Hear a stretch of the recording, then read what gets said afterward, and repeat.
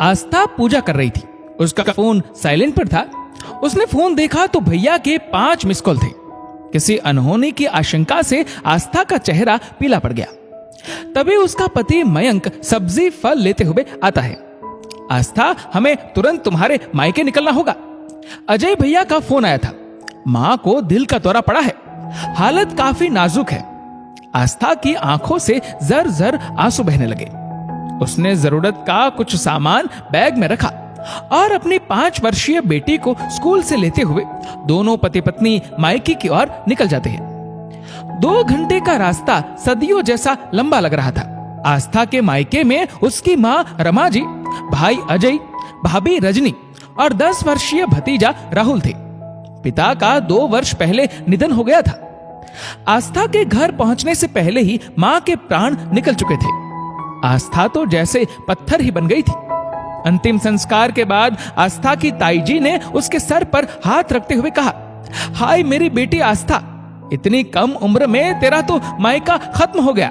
माता पिता दोनों चल बसे। अब कौन से घर में आएगी? कौन मान से मनुहार से तुझे बुलाएगा? कौन त्योहार के लिए बुलाएगा? कौन त्योहार के सामान भिजवाएगा? आस्था तो चुप थी, लेकिन उसकी भाभी रजनी बोल पड़ी, क्षमा कीजिए ताई जी, मैं आपके सामने बोल रही हूं। मां नहीं है तो क्या हुआ, आस्था का मायका हमेशा बना रहेगा। इस घर के दरवाजे आस्था के लिए हमेशा खुले रहेंगे। इस घर पर उसका अधिकार हमेशा रहेगा। मैं मां बनकर आस्था के प्रति अपने सारे फर्ज बखूबी निभाऊंगी। ये सब कहने की बातें होती है। असल में मां के जाने के बाद बेटियों का मायका खत्म हो जाता है, ताई जी ने भड़कते हुए कहा। थोड़े दिन मायके रुककर आस्था अपने ससुराल वापस आ जाती है। आज आस्था की मां को गुजरे 3 महीने बीत गए हैं और कल तीज का त्योहार है। आस्था सोचती है, कल तीज है और इस बार मेरा सिंघारा अब तक नहीं आया। शायद ताई जी सही कह रही थी। मां के जाने के बाद बेटियों के लिए मायका खत्म हो जाता है। उसके पति मयंक ने उसके चेहरे के भाव पढ़ लिए थे। वे आस्था से बोले, इतना उदास क्यों हो रही हो? इस बार तुम्हारे मायके से अगर तीज का सिंघारा नहीं आता है तो क्या हुआ? कौन सी तुम्हारी सास है तुम्हें ताना देने के लिए? तुम कहो तो मैं दिलवा दूं सब सामान। आप नहीं समझेंगे मेरी भावना को। सिंघारा केवल सामान नहीं, बल्कि मायके से जुड़ा मोह होता है, बेटियों का मान होता है। बेटियां सामान की नहीं, बल्कि उसमें लिपटे माँ पापा भाई भाभी के प्यार व सम्मान की भूखी होती है। मायके में अभी भी कोई हमें याद करता है। मायके का सुख तो एक बेटी को चाहिए ही होता है, आस्था बोली। तभी दरवाजे पे दस्तक हुई। देखा तो आस्था के भाई भाभी आए थे। अब आस्था को अपनी छोटी सोच पर शर्म भी आ रही थी कि उसने ऐसा कैसे सोच लिया कि भाई भाभी नहीं आएंगे।